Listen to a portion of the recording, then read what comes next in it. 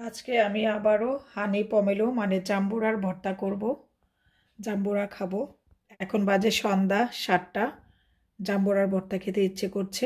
এটা হচ্ছে মিষ্টি জাম্বুরা, খুবই মিষ্টি। আমি কিছুদিন আগে একটা রিল শেয়ার করেছিলাম এই হানি পমেলো নিয়ে। তো এখন আমি জাম্বুরাটাকে ছুলিয়ে নিব, ছুলিয়ে নিয়ে জাম্বুরাটা ভর্তা করব। তো ঠিক আছে, জাম্বুরাটা ছুলিয়ে জাম্বুরাটা বেশ বড় এবং পাকা, টসটসে পাকা জাম্বুরা, একদম হলুদ। কাটার পরে দেখা যাক কি হয়। আর জাম্বুরা কাটা আমরা সবাই জানি কিভাবে কাটতে হয়।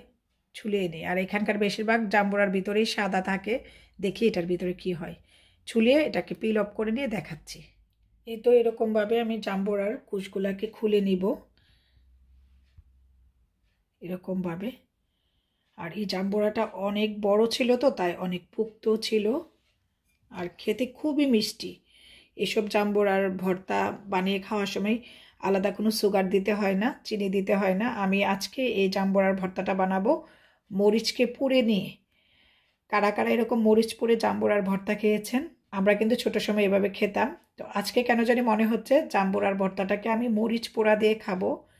তো কিভাবে করছি সেটা আবার শেয়ার করব। তো এরকম করে সবগুলা জাম্বুরার কোষ আমি খুলে নিব।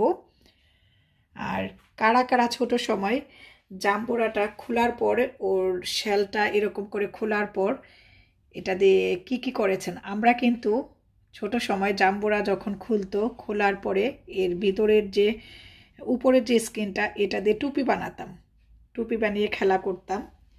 এই কথাটা এখন মনে পড়লো জাম্বুরাটা খুলতে নিয়ে। তো ঠিক আছে, এখন আমি জাম্বুরাটা সম্পূর্ণ খুলে নিই।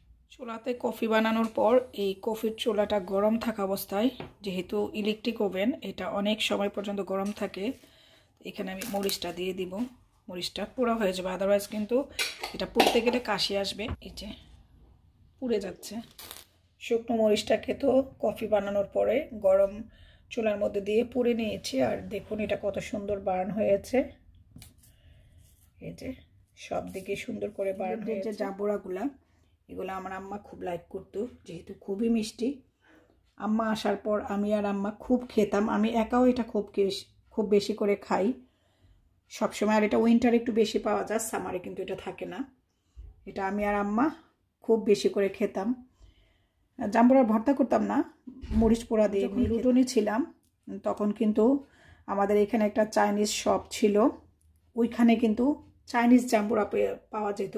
বিশাল বড় বড় সাইজের চাইনিজ জাম্বুরা, ওইগুলার ভিতরে লাল থাকতো। আর ওইগুলা যে এত মিষ্টি, মনে হয় যেন এগুলা চিনি মাখিয়ে ভিতরে রেখে দিয়েছে, এত মিষ্টি চাইনিজ জাম্বুরাগুলা। তো ঠিক আছে, এখন আমি জাম্বুরার ভর্তাটা খাবো মজা করে করে। আর আমার এই জাম্বুরার ভর্তা দেখে কার কার জাম্বুরার ভর্তা খেতে মন চাচ্ছে বা ছোটোবেলার কথা মনে পড়ে গিয়েছে। আর এই জাম্বুরার ভর্তা খেতে মন চাইলে কিনে এনে বাসায় বানিয়ে খেয়ে নেবেন। তো ঠিক আছে, একটু খেয়ে নেই। বিসমিল্লাহ।